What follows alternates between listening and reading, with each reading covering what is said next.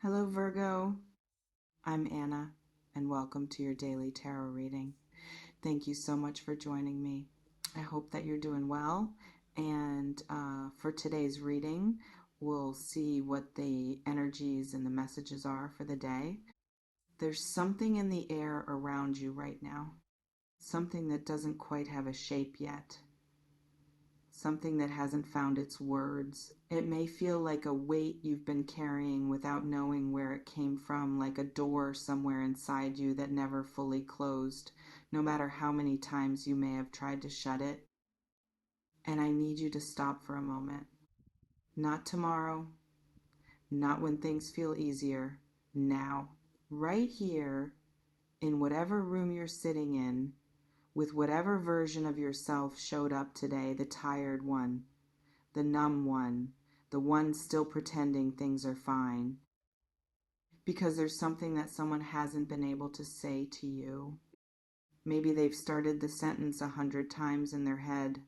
Maybe the words get as far as the throat and then something stops them.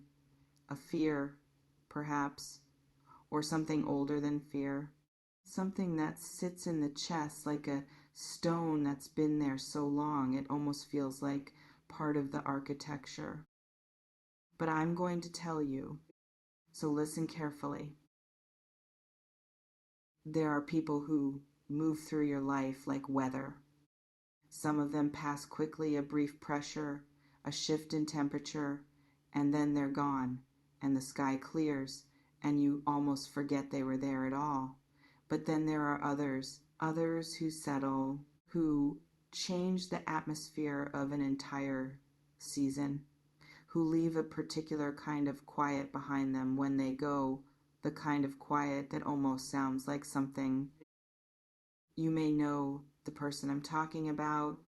You may have been trying not to think about them, or maybe you've been thinking about them so constantly that it started to feel like background noise, always there beneath everything, like a frequency your body learned to live with, even when your mind refused to acknowledge it. And here's what that person hasn't been able to tell you. They carry you not in the way people say it lightly, not in the way it sounds in songs or on greeting cards. There may be something heavier to it than that, something more inconvenient, something they possibly didn't ask for and couldn't put down even when they tried. It's possible that in certain moments, ordinary moments, the kind that shouldn't mean anything, something about you surfaces in them, a sound, a phrase, the way light falls at a particular hour, and for a second, maybe less than a second, something shifts in them, something they can't quite explain and probably wouldn't if they could, because saying it would make it real. And making it real would mean facing something they've been carefully, quietly, deliberately avoiding. You've been in a kind of in between, haven't you? Not fully here, not fully gone from what was. There may be mornings where you wake up and for 1/2 second before the day rushes in, everything feels normal, like nothing happened. Like the version of your life you had before is still intact, still waiting for you just on the other side of consciousness.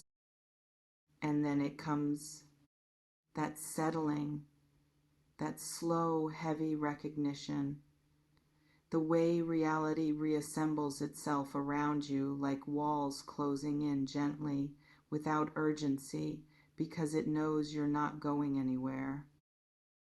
This is what a separation does to a person that no one really talks about. It doesn't just remove someone from your life, it removes a whole version of you. The you that existed in relation to them, the you that had certain habits, certain rhythms, certain reasons to do ordinary things. That version of you doesn't have anywhere to go now. So it lingers, it sits in corners, it shows up at strange hours. And maybe you've been wondering whether any of this is happening on the other side too, whether they've felt any of it, whether the silence between you has any texture for them, or whether it's simply silence, clean, uncomplicated, final. That uncertainty may be one of the hardest things to sit with, harder perhaps than grief with a clear shape, because at least grief with a clear shape knows what it is. This unnamed thing keeps shifting, keeps asking questions it doesn't answer. So let me tell you what may be true on the other side of that silence. There could be a kind of restlessness, not the loud kind, not pacing, not dramatic, the quiet kind, the kind that makes someone reach for their phone and put it back down 17 times without knowing why. The kind that makes a familiar song feel suddenly unbearable, not because it's sad, but because it's specific, because it belongs to something, because it belongs to a time that feels both very close and completely unreachable. It's possible they've replayed things, not to torture themselves, or maybe a little to torture themselves, the way people do when they're trying to understand something that resists understanding, turning a moment over and over, looking at it from every angle, wondering if it could have gone differently, wondering if the version where it went differently still exists somewhere in some parallel arrangement of choices neither of them made. And there may be things they wished they'd said. Not grand things necessarily, not speeches. Sometimes it's smaller than that. A quieter acknowledgement. Something like, I saw you.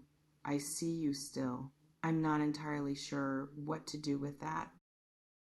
But the words didn't come, or they came at the wrong time, or the moment passed the way moments do, swiftly, without ceremony, leaving only the faint outline of what could have been said in its place. Here's what I want you to consider. The ending of something, a relationship, a chapter, a version of closeness that felt irreplaceable doesn't necessarily mean the feeling ends with it. Feelings are not always polite enough to follow the timeline. They don't always get the message when things close. They linger in the body long after the mind has tried to move on. They show up in dreams that feel too real and leave a residue that takes the whole morning to shake. They arrive in the middle of laughing at something unrelated, a sudden, inexplicable pull, like gravity asserting itself from a direction you weren't expecting. And this may be what's happening for them. Not because the story is simple, not because everything would be different if they could just say the thing they haven't said, but because some connection, some specific, particular, unrepeatable connections don't dissolve cleanly. They change form, they go underground, they become something harder to name but no less present, something that surfaces when the defenses are down, when the night is too quiet, when someone else says something that almost sounds like something you used to say, and the resemblance is close enough to ache, but not close enough to be the real thing. You've been strong in ways that probably haven't been acknowledged. And I don't mean strong in the way people perform strength, the composed face, the fine, I'm fine, the keeping it together in public. I mean the quieter kind of strength, the kind that shows up in the simple act of continuing, of making coffee, of answering messages, of being present in a life that feels slightly rearranged, slightly off its axis, slightly less familiar than it used to. That kind of endurance is rarely celebrated, but it's real, and it's possible that somewhere in the architecture of all this, in the space between what was and what is, something is noticing that about you, even if it can't say so yet. Even if the words are still somewhere between the thought and the throat, there's a particular kind of person who processes things in private, who doesn't broadcast what they feel, who holds things close, not out of coldness, but out of something more complicated, a kind of guardedness that may have been learned a long time ago in circumstances that have nothing to do with you, a protection mechanism that became a habit, that became over time almost indistinguishable from the person themselves. And from the outside, that can look like distance. It can look like indifference. It can look like they've moved on with an ease that feels almost cruel given what was shared. But appearances carry their own kind of uncertainty. What looks like stillness on the surface may have an entirely different texture underneath. What looks like absence may be, in some cases, a form of overwhelm, the feeling of having too much to say and no safe way to say it, of opening a door and not knowing what would come out if it opened all the way. So they keep it closed, or mostly closed, with just enough space for something to breathe through. I want you to think about something. The moments that stayed with you, the specific ones, the ones that surface without invitation, those moments existed for both of you. They were shared. Whatever meaning they carried wasn't one-sided, even if the way it's being processed now looks different on the outside. Shared moments don't retroactively belong to only one person. They live in both bodies, both sets of memories, both nervous systems that learned for a time to be near each other. And that learning doesn't simply erase itself because something changed. It may recede, it may quiet down, but there could be traces of it still embedded in ways that don't ask permission to remain.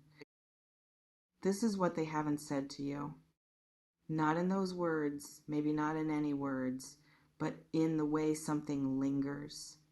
In the way your name may still occupy a particular corner of their interior life, even now, even in the silence, even in the distance that has grown between where you both are. You don't need to do anything with this. I want to be clear about that. This isn't a call to action. It's not a push toward any particular direction, toward reaching out, toward closing off, toward any specific decision about what comes next. It's simply an offering, a possibility laid gently beside you, that the silence isn't necessarily empty, that what looks like an ending from where you're standing may have a different texture from other angles you can't quite access from where you are right now in this particular moment, in this particular version of things. And maybe that doesn't fix anything. Maybe it doesn't change the practical shape of your days, or the way certain evenings still feel slightly too large for one person, or the specific ache of adjusting to an absence that still hasn't fully settled into ordinary space. But perhaps it softens something, just slightly, the way light shifts.